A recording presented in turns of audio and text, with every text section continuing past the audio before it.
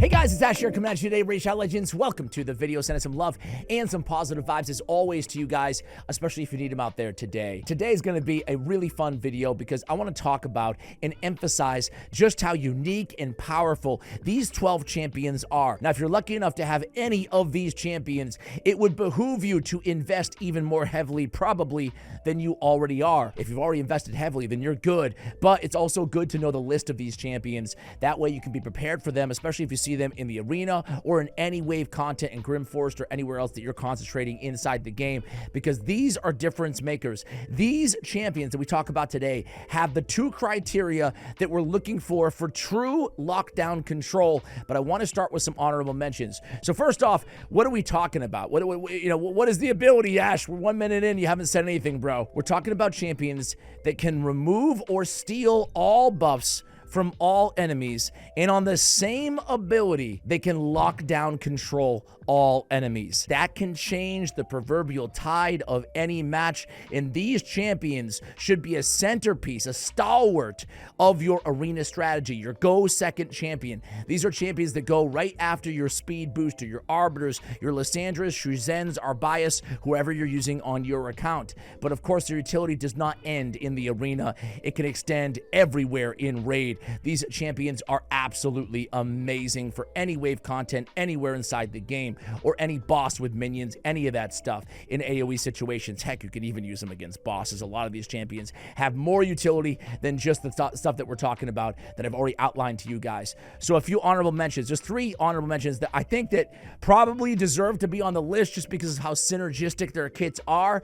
Or at least this guy, at least Armand's, right? So Armand's technically does not have his buff removal and his AoE stun on the same ability, but we all know about Armand's, right? You can get that turn meter right back, take your next turn, and then remove buffs. Or sneak in there and sheep somebody and remove buffs and then go in and stun them the next turn. So it almost feels like he ought to be on the list, but Armand's is obviously still incredible. Although in my mind, I said this just in passing in a recent video, and a few of you Armand's fans took issue with it in the comments. In my mind, I'm more of a Fabian fan these days. I take Fabian over Armand's. I stand by it, but that's not a slight at Armand's. That's talking about how insanely powerful Fabian is right now inside the game. The other honorable mentions, this one is not on the list. It's not an Armand situation, but I do want to give a shout to Ray.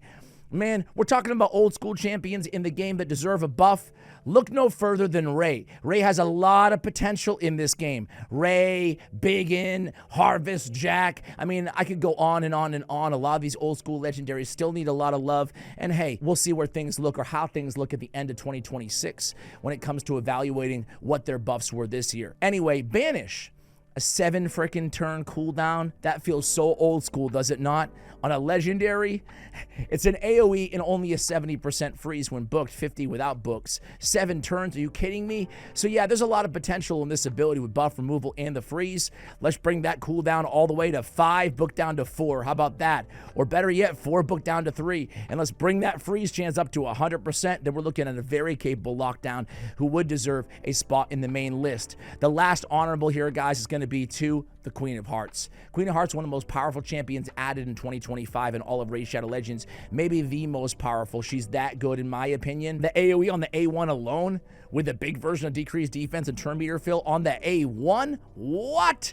With an ally attack that's arguably the second or third best in the game after Osgrun or the same level as Mikage? That's insane. And then she has the buff removal with the True Fear.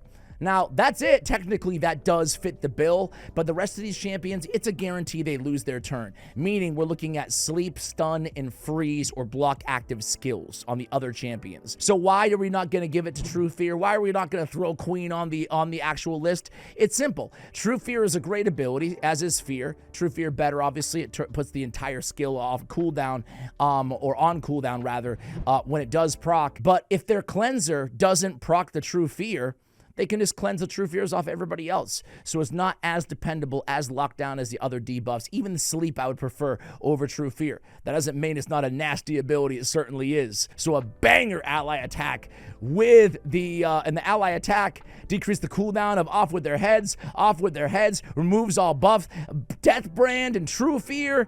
Insane. insane. And then, of course, her passive, where she can just get an instant turn. Why do they call it an extra turn? It's an instant turn, not an extra. It's instant. Anyway, sorry, guys. Let's get on to the main list here, guys. So we'll go fast here. I do want to give a quick note on a lot of these champions, too, in terms of the build, because this is really important as well. I'm just going to show you my Fabian build. Obviously, this is an endgame Lord Entertainer Fabian. But I want to talk, because this is super important for every single one of these champions, if this is how you're building them. These champions have a lot of different ways that you can build them in a lot of different roles. They're not all the same as Fabians and Armands is. However, always consider a supersonic set grants the wearer intercept stack at the start.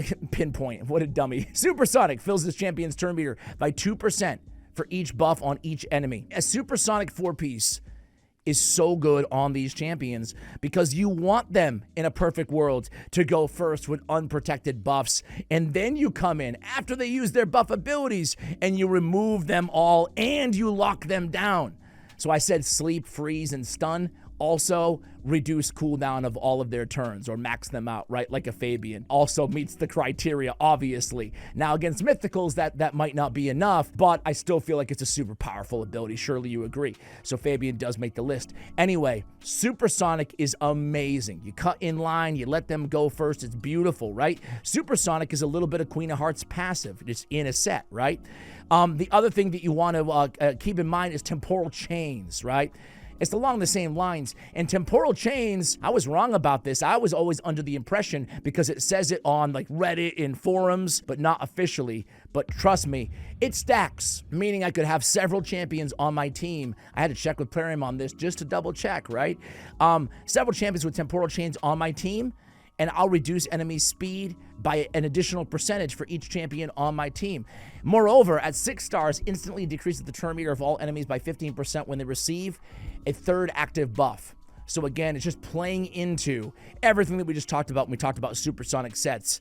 Temporal chains plus supersonic is nasty. So that's my favorite builds. I have a 4-piece pinpoint, 4-piece supersonic, and the temporal chains, and I have them at, well, 400 speed. So you still want them as fast as possible. Ideally, again, your second champion within the turn meter boost of your turn meter booster. So I'd want him 30% the speed, or excuse me, 70% the speed of an Arbiter, for example. That way no one can cut in line after my speed booster should I go first. Of course, you run the risk of the enemy team having a supersonic and all that good stuff as well. Anyway, Fabian is the man, obviously. Fabian is so good. He's the best controller, I think, inside the entire meta right now. He has the polymorph proof A3, where he can go there and decrease the duration of all enemy buffs by 3 turns, which is obviously enough to get rid of all those buffs, but decreased duration of buffs doesn't polymorph you like buff removal does. Another bonus to Fabian. Now, he is a polymorph machine on his passive at his A2, but not the A3, which is important for that opening move, unlike a Krixia, who we're going to talk about next. Also, decreases the cooldown of enemy skills by 3 turns. It's just an insanely good ability, and Fabian, you guys are familiar with him. He's a beast. He's probably the best in class of this ability right now. Of course, Krixia, same idea. She is polymorph susceptible, though, on her deathly apparition. So it's the same thing, removes all buffs, attacks all enemies as well. Hers also has an attack, and then increase the cooldown of all enemy skills by 3 turns. Buff removal has a polymorph check. The cool thing about Krixia is she actually counters Fabian, because if Fabian goes first on the other team, that's why if you draft Fabian, or if you have Krixia and they draft Fabian, you should go with Krixia, because Fabian goes first on the enemy team. No big deal. If you go first, no big deal. You lock out Fabian, they're toast. But if they go first with their Fabian, you just go and switch forms with Krixia and you Night Purge, where you just get all your skills back and you cleanse your allies. So that's why Krixia is actually a lot more popular in the meta after the emergence of Fabian to really dominate the meta. But yeah, that's Krixia. She's fantastic as well. Next up, we saw a big buff to Gurgoh the Augur. This dude is the man now, man. He really is. Not only does he have this ability, but he has an extra turn. He brings a lot of little soft nukage to the table as well. He also brings speed in arena battles by 30%. That's a fantastic arena aura. I actually think Gurgoh the Augur is maybe a bit underused right now.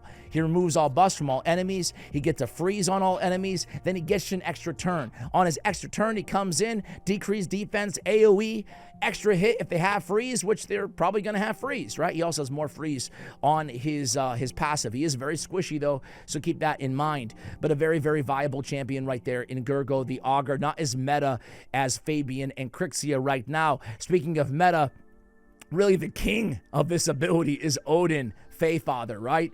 I mean, Odin has the block damage. That's really annoying. He has that nifty arena battle aura for Void Affinity only. You can make some nasty Yumeko teams, make some nasty Marichka and Antares and Siphi teams, and the whole nine, right? Fits very well with Void teams, but fits very well anywhere. And again, in wave content, my man can remove buffs, place a decreased defense, and a stun on a 3-turn cooldown. Are you kidding me? And then he brings an enemy max HP ability on that A3. This dude is the real deal, man. Can nuke, can revive on this ability too. He's got the aura, he's got the block buffs, but again, he is, or excuse me, the block damage rather. But yeah, he can go in there and remove all buffs from the enemy team. He can drop the stun and the decreased defense. Got to be careful of polymorph, obviously, with this dude, but man, talk about the trifecta. Buff removal, debuff, and the CC, the stun. That is... He's a threat, man. He's just one of the best champions in the game, in my opinion. How about one of the newer additions? There's a lot of new additions on this list, guys, in this 12. You know, before 6 months ago, we had like 5 champions that could do this. A ton of new additions, including Hilvi the Rime-Called. You know, Tormund's wifey. She is insane. She's definitely meta. She got speed on the aura. She's got the revive. You can use her as a booster. She's 110 base speed too. So you can use her as a go first champion. Place a block damage on all allies, and increase speed on all allies, and a 25% turn meter boost. That's a nasty way to start your battle, man. Or you can build her a little bit slower. You can put her in, build her in like a tanky revive sort of a setup, stone skin, the whole 9. Or you can build her with a little supersonic and stone skin and go in there, remove all buffs from all enemies, place a freeze on all enemies. She also has Tormund activation, which is just insane. Just one of the more powerful teams, in my opinion, is the Hilvi and Tormund, especially if you can sneak in a burner in there, too. But either way, man, she's a really freaking good reviver. I mean, you probably don't need me to tell you that, but just in case you missed the memo, if you have her and you haven't been using her a lot, maybe you don't have the awakenings yet. I do that sometimes. I'll pull a new champion. I know they're good, but I'm like, I don't have enough awakenings. I have no empowerment. I just got to wait a little bit longer, but she might be worth playing even without all that stuff. She's that good. Again, buff removal with the freeze and the revive, but all the rest she brings on that revive move as well, not to mention the passive and the Tormund synergy. Hilvi is very good. Hey, we're going to keep talking about new champions for a while here, guys, because we got to talk about Edward Kenway. Edward Kenway, I thought that he's really actually quite underrated. From what I hear people talking about him, I was actually just recorded a video with Scratch, I think yesterday or a couple days ago, and he wasn't as high on Edward as I was, and like, I mean, obviously Scratch is a brilliant dude, but I don't understand it, man. This guy looks I don't have him, okay, to be clear, but he looks nasty to me, right? He's got a block revive and ignore stone skin shield and block damage. Beautiful in this meta. He's placing his own perfect veil on himself, which is important, as well as every other assassin on the team. He has some cool passive synergy as well, where he's ensnaring everybody and veils and whatnot. But the fan the hammer, this is a nice little move here. It's an AoE 3-turn cooldown 2-time hitter, okay, from a Force Affinity champion at that. First hit steals all buffs from all enemies and decreases each enemy's turn meter by 20%, and it can't be resisted if he's under that perfect veil that he just put on himself, probably, right? Wow, that's really strong. That is really strong. I love AoE buff steal. There's more champions that can do it than there were back in the day. Back in the day, there was nobody. I'll tell you who the AoE best buff steal champion in this game was for a long time. Samar frickin' Gem Cursed. With this stealing 2 buffs on an AoE. And then a little monkey came along and he changed the game. Sun Wukong, now you see us, steals all buffs. But that was it, man. There was no all buff steal before that. Now there's a bunch of all, not a ton still. It's still an insanely good and scarce ability to have, but not like it was back in the day. Now there's a lot of them. Steal all buffs is nasty, right? There's a lot of champions that have, I'm not saying this is the only one, But doesn't, I've always thought that this Knave of Hearts is underrated too. She has 2 buffs, not all. Gamaran has all, right? Sorry, look at me. I'm so sorry, guys, for going off the train tracks this far. Gamaran, he's got all, stealing all buffs, and then buff spread. Oh, my word. He doesn't lock them out, so we can't make the video, but shout out to Gamaran. I saw a video. I'm not going to name the creator. I actually forgot the name. It was a creator saying like the worst champions in the game, and they had Gamaran, man. They had Gamaran. I'm like, no, he just misunderstood. He's not meta. I love that dude. Anyway, I digress. Edward Kenway. So not only is Edward Kenway coming in there ignoring block damage, stone skin, perfect veil, but he's also putting them to sleep afterwards. And obviously sleep is not the, the most powerful CC debuff, but if you're careful, you're not going to do AoEs. You don't have, like a Queen of Hearts or a Star Sage Galathir with an AoE on the A1 on your team that could pose some issues, but you can usually just work around them in the arena. Usually not possible for wave content or more difficult because you want auto, But anyway, you're going in there, you're stealing everything they have. It can't be resisted. Then you're putting a sleep on them that ignores block debuffs. Come on, man. All you got to do is be critical, and if you're under a Veil or Perfect Veil, well, you're going to be good to go. You're going to not be able to be resisted. That's a really strong move, Fan the Hammer, is it not? Any of you guys have this, dude? Congratulations, if so. Going to keep it going with some newbies. How about the new mythical? There's a lot of varying opinion on Arachoa Moonspinner. So there's a differing opinion on Arachoa, but I am a fan. I'm a fan of this champion. I don't have her, but golly, I wish that I did. I think these ratings are actually really low for her. I know she does a lot of damage on her alternate form, enemy max HP abilities and quad hitters galore and whatnot. Very, very cool. But I really like her base form, honestly, guys. Again, I don't have her. Increases champion's speed for each debuff placed by this champion by 4. By the way, keep that in mind as we go through the kit. And by 2 for each debuff resisted when this champion attempts to place, up to 100.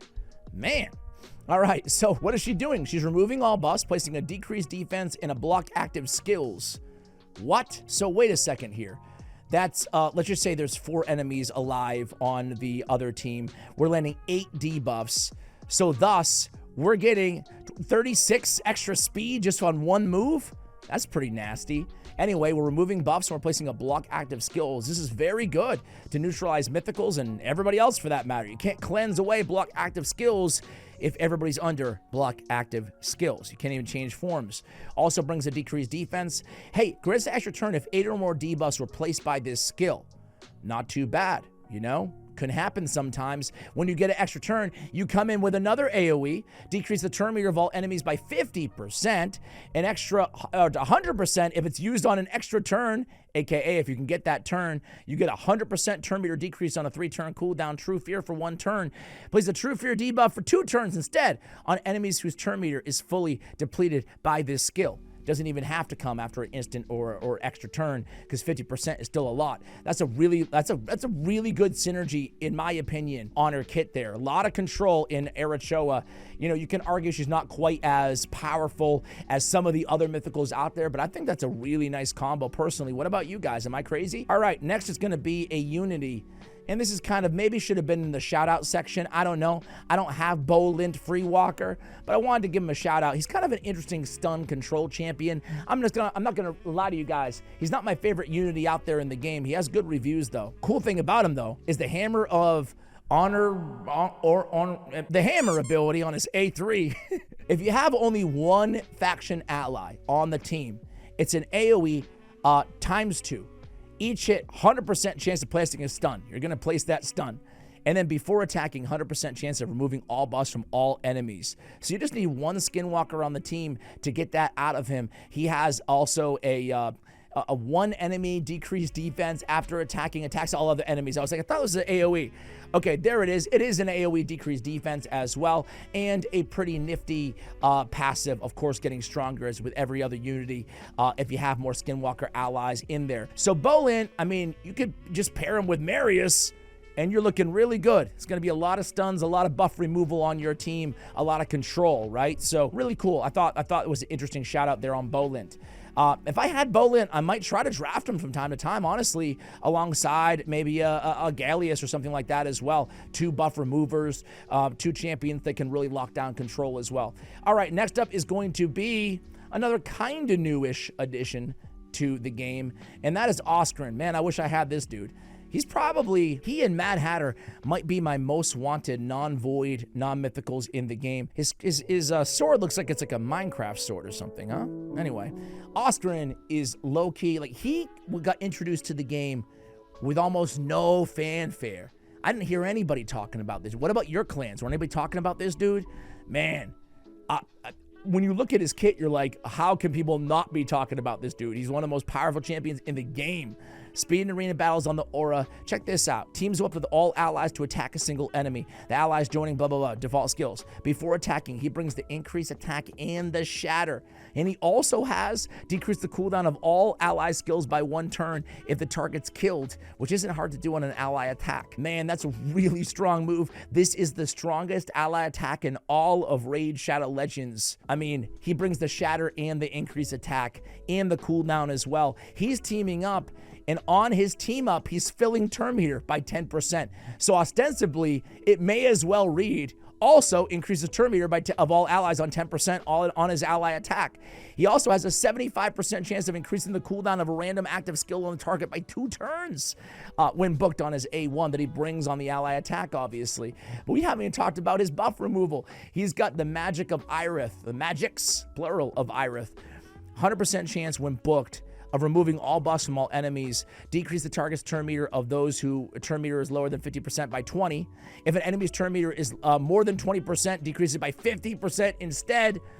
Has a 100% chance of placing a stun on for one enemy's whose turn meter was reduced to 50%. Listen, I guess technically he probably falls in the not a guarantee stun, but with all that turn meter decrease, especially with all that turn meter decrease, and the likelihood of them being below 50% is going to be pretty high after this move is done, right? I really like it. I really love this dude's kit.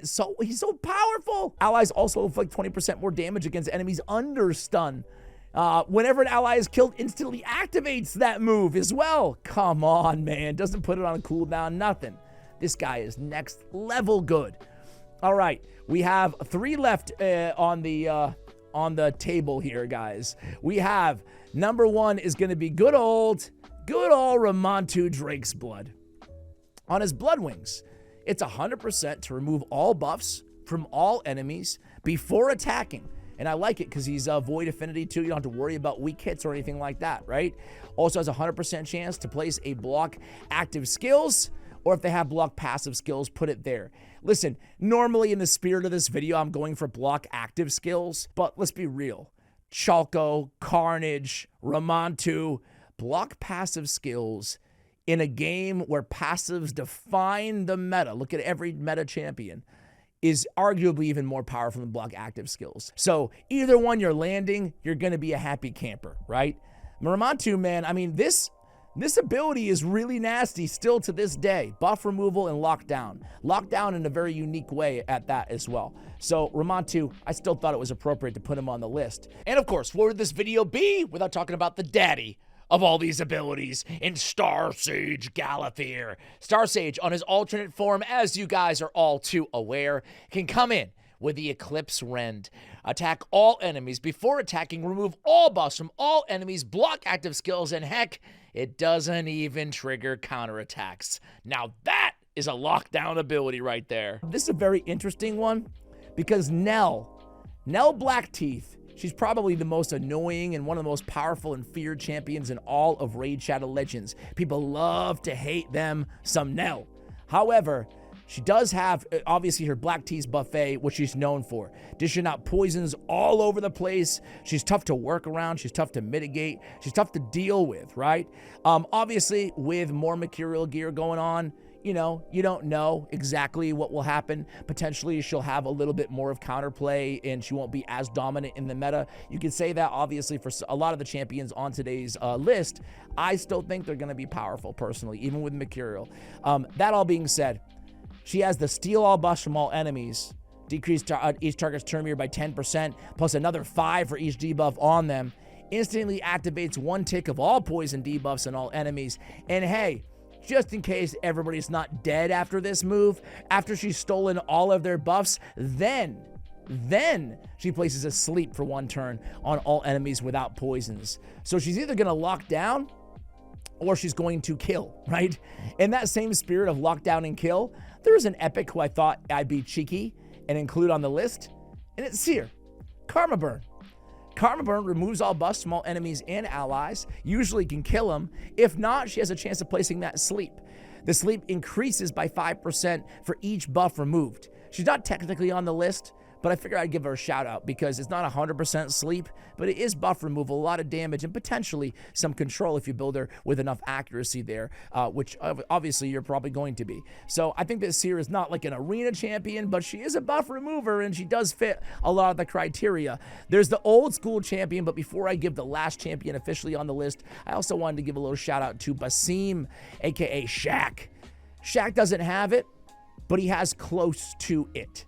He doesn't have buff removal, but he has an AoE block active skills that ignores block debuffs.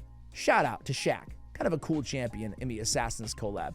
But the 12th and final official champion on the list is the oldest champion here, and that's Prince Kymar. Listen, Prince Kymar has fallen out of the meta in terms of arena, but I rode Prince Kymar so freaking hard for years in the arena. He was my guy. He was my guy for so long. And honestly, I have not run into Prince Kymar in a long time in live arena. I don't think I've ever ran into him, frankly. But you could get by with Prince Kymar still to this day because he's got buff removal and a sleep. Now, obviously, all this buff removal that we talked about the entire video is not guaranteed to remove Stone Skin. It's a 50-50 proposition. But this meta is so buff heavy that we're talking about everything else, right?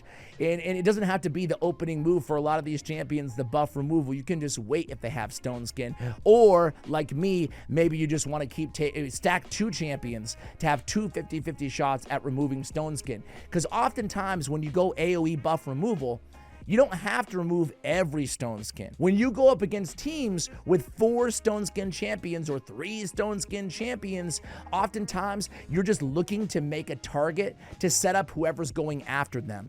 So it doesn't have to remove everything, but you do want to remove at least 1 or 2 Stone Skins from the enemy team. That's why I still like all these champions, even with Stone Skin. Seal of Magic is the full reset. Super simple on Kymar. Attacks all enemies, removes all buffs, places sleep on them. Boom.